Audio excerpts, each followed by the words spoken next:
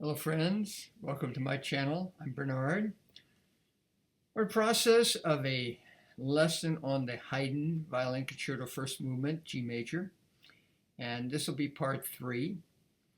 And we've made some interesting discoveries. I've already performed the piece, and then coming through and working with you here, I'm making more discoveries, which is really fun. And it's like this when I work with students who are invested and engaged, we come up with new ideas. Classical music is never just always like this. There's always something new, depending on how we feel. So this is part 3, starting in measure 85. It's very much the recap of the movement.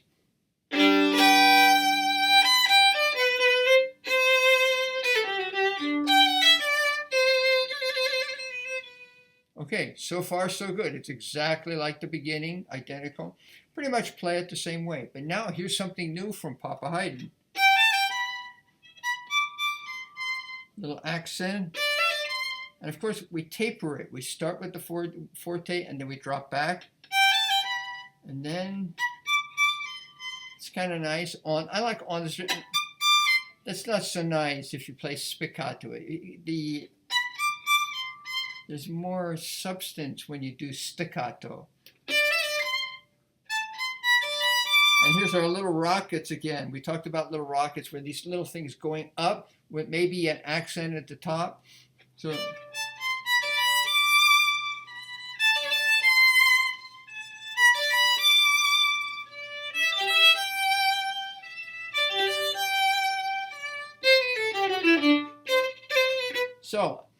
I had, I start these rockets up bow.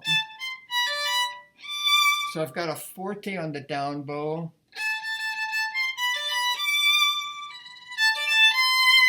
It's not only does it work nicely with the physical nature of the instrument and bow, but it's also good for the audience to see me with this kind of action on the accent.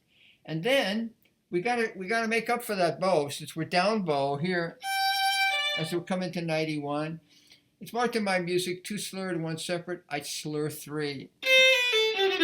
That recovers the bow to get me back in the right direction. So we're starting the bar up.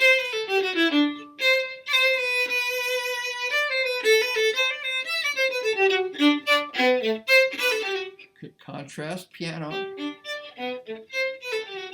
Hook here to make up, because I want to come down bow on those 30 seconds.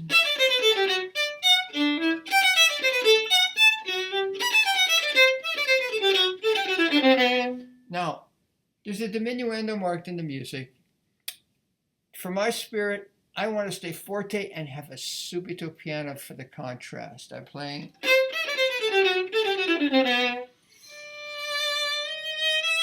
I mean, you could play it with the diminuendo.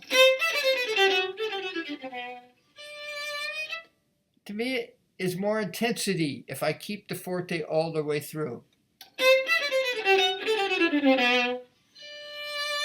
I used to play with the diminuendo. You can go listen to my recording that I made, a few years ago when I recorded it with my accompanist, my pianist, and I did it pretty much the way it was in the music. But now here's a few years gone by, and I've changed. I want to play it a different way. I want to say something different. That's what's great about classical music. You could say many, many subtly different things.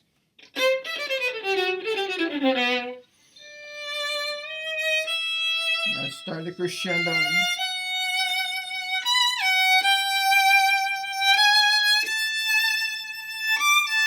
See, this feeds into what we talked about in the first part. There was a passage in measure 32.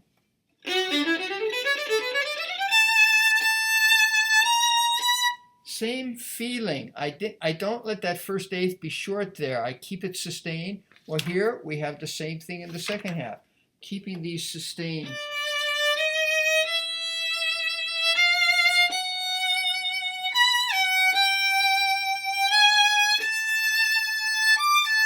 See, this is a way that you take your audience and you take your audience into your confidence, and you're like promising them we're going to make this as understandable as possible. Even if you don't know the piece, I'm going to make parallels between the exposition and the recapitulation, so you will have a sense of, oh, I really understand this piece. So this is a way to do that. You make the phrasings parallel. Okay, so we'll go ahead now at 98.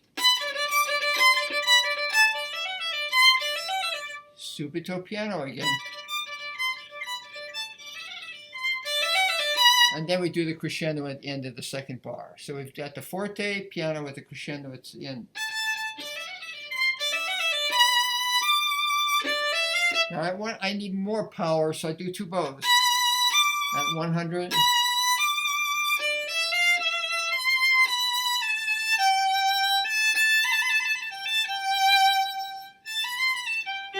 With a little diminuendo there so we can get off the string.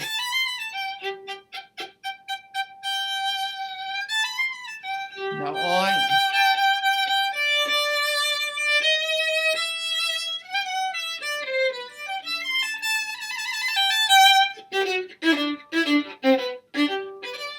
Now here, in the music, it's marked with hook bows.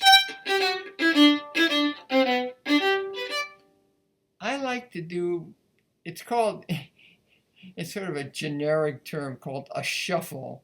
We do it. I like that bowing. I get more sound. It's down, up.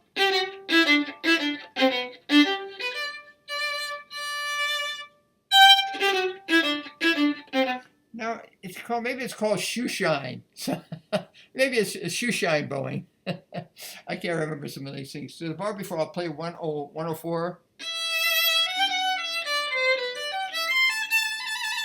Now there, I'm staying in third position there, and then make a shift, quick shift to second position for the trill.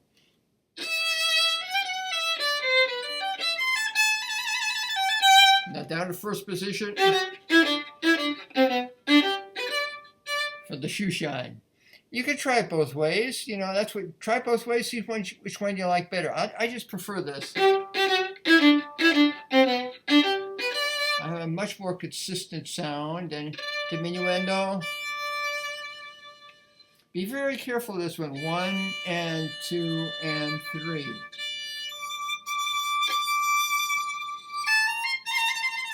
And now here, go to the G string.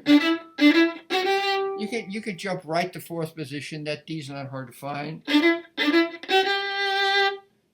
Okay, and if you like, I'm playing 1, 2, 1, 2, 3, 4. I would normally play 3, 3, but my string's going to crack out. And I'm a little more consistent if I keep the first finger.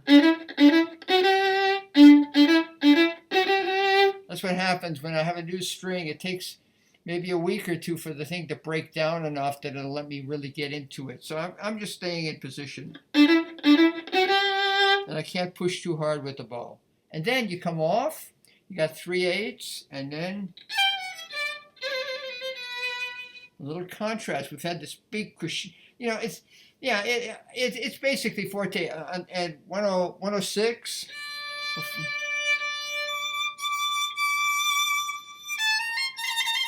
And then forte, and then piano again, and again piano.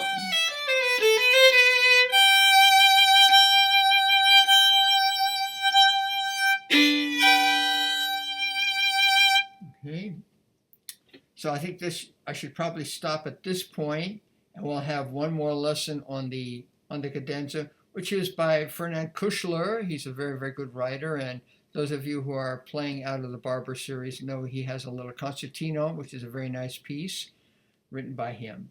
So I'll stop the video here, and we'll go on to, it'll be part 4 for the cadenza of this piece. See you later.